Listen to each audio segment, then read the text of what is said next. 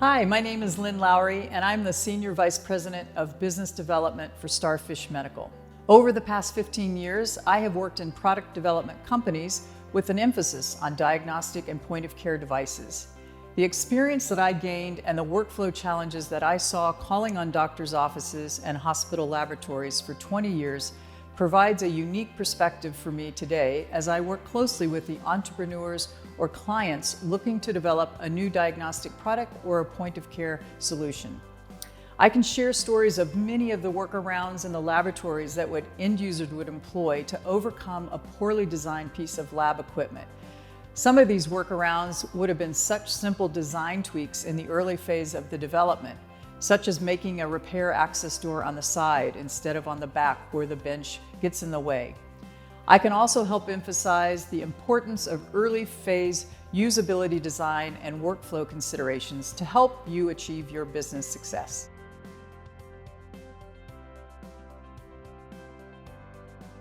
Hi there, my name is Nick Allen. I am the Bio Services Functional Manager here at StarFish Medical.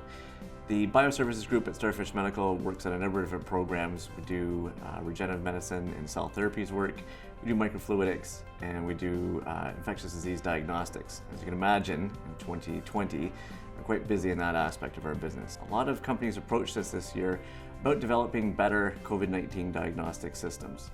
And you know, over the course of those discussions, I noticed one interesting thing. I could tell the difference between a successful product and a not successful product by one simple fact. The companies that came to us with a well-defined target product profile were the ones that were going to be successful. Now, a target product profile is a document that describes a number of things. It defines what the product is, defines its key attributes. It also defines the testing and the verification procedures that we're going to need to do to define if the product is going to be successful. The final thing that it does is it clearly distinguishes the differences between it and its competition. Now, a target product profile, a very nicely well-defined one, will enable a company to embark on a product development program that allows it to achieve its market success. A well-used target product profile will help identify early issues in the product development cycle and help prevent late-stage product development failure.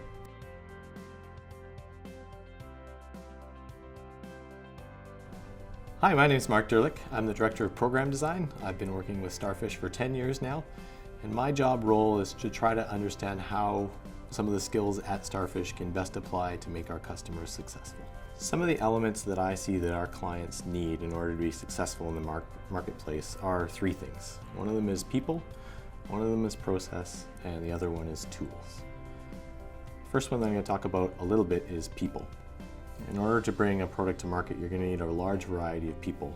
People with experience in industrial design and human factors, in mechanical engineering and electrical engineering, in software and firmware, and then depending on the type of device that you're dealing with, likely things in optics or specialization in optomechanics or microfluidics or some interesting biotech development, developing out assay and translating them into something that works with a reader. An additional factor of key importance is process. This starts with defining some of the requirements for your system. Maybe that's deciding between 61010 as a regulated lab-based piece of equipment or 60601 for medical device related standards. As you collect the processes associated with requirements, then that translates into design. There's some pretty defined requirements associated with designing medical devices for lab-based use or for personal use and the like. And that involves a team and a process to be able to develop those requirements into products. As you establish your products, you then need processes to take those devices and put them into the manufacturing world. That can involve things like optimizing the design for yields, for cost, or for improved performance just through the scale of manufacturing that sometimes is provided. Another element that StarFish Medical finds useful for the development of in vitro diagnostic devices is tools. Tools are important because they can accelerate your development time. Some of the tool sets that StarFish have that we find useful to accelerating development are things in data acquisition, in connectivity, and in microfluidics. I'm going to talk a little bit about the StarFish data acquisition as one of those tools. And basically what it is an off-the-shelf data acquisition system, very similar to what is available out in the market. But we can leverage those for early benchtop tests to validate that the assay is performing the way that we expect, that the interrogation of the measurements works very quickly, and then those same reference designs can then be translated into your final device. And we provide those as royalty-free, worldwide in perpetuity for you to be able to incorporate into your final devices. It's a great tool to be able to accelerate your development at the early stages, but then not pay the penalty to redesign it later on.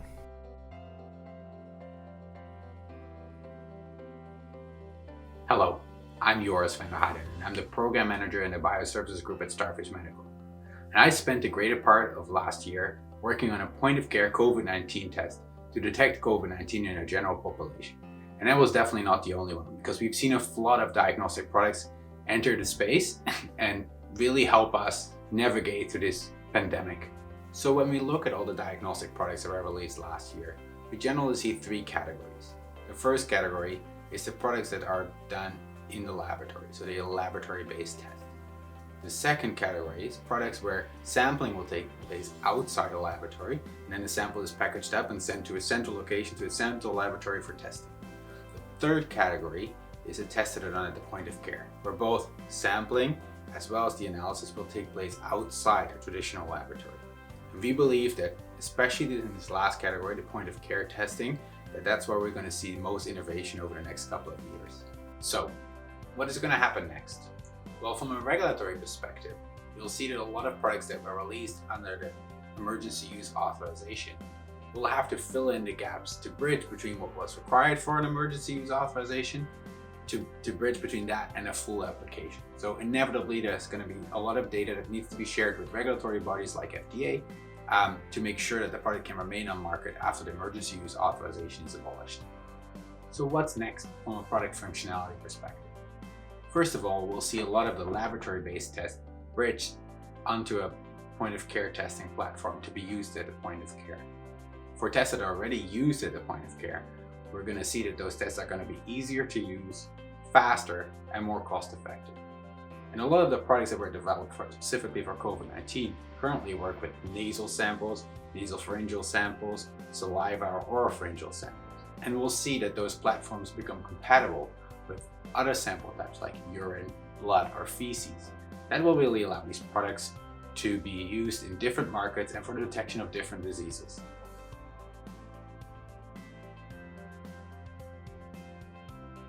Hi, my name is Lorenzo Gutierrez.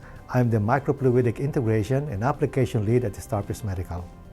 For the past 5 years, we have been involved in transferring assay workflow into a microfluidic cartridge format and the development of associated subsystems including multiplex molecular immunoassay, cell-based assay, lab-on-chip, and cartridges with complex structure and detection integration.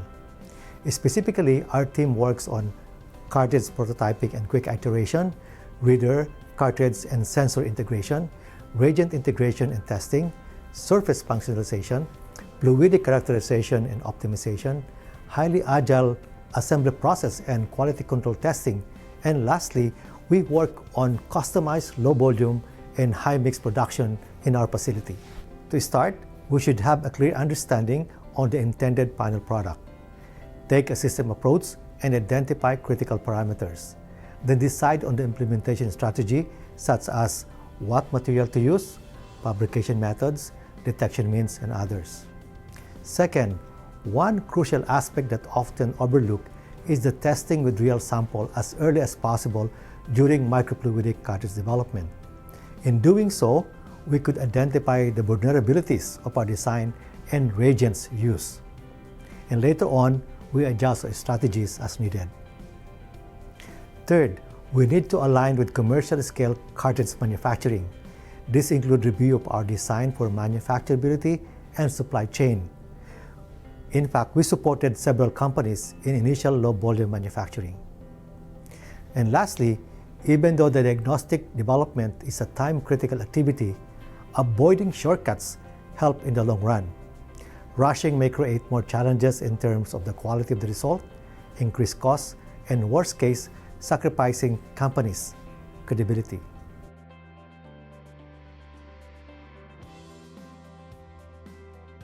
This is James Fox, Vice President of Business Development at StarFish. You may not be able to tell it from the landscape, but I am based here in Boston. I'll say my background is in product development and in the startup space. With a great team, I built a global healthcare-oriented startup that was working on point-of-care diagnostics. And it was an organization we really built here in Boston.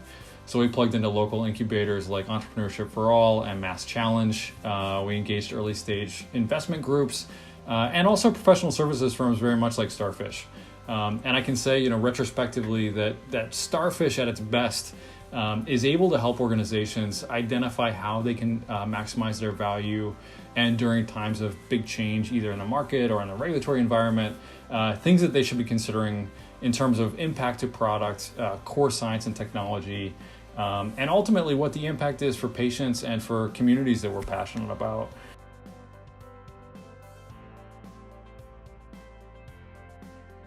One of the projects that StarFish Medical worked on was an assay that involved sulfur. And the client was using a pretty large packed bed of gold and flowing that sulfur-based particle through the gold bed, and it was then binding to the gold particles. After the sample had flowed its way through, there was then an electrical charge that was provided to the gold bed, liberating those sulfur particles, and then were subsequently quantified through an HPLC, high pressure liquid chromatography.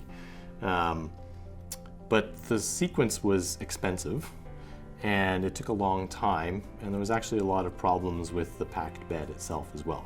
Liberating all the particles at the same time was a bit challenging. So StarFish took on that problem. We tried to figure out alternative solutions that would make sense from the various constraints, and bounced a lot of those ideas back and forth with the client, trying to figure out, does this work, does that work at a fundamental level. I'll save a lot of the story in terms of what the alternatives were, but the final end solution involved leveraging an off-the-shelf surface plasmon resonance sheet, which in of itself is roughly 100 angstroms thick gold layer that is deposited on the top surface of a glass slide.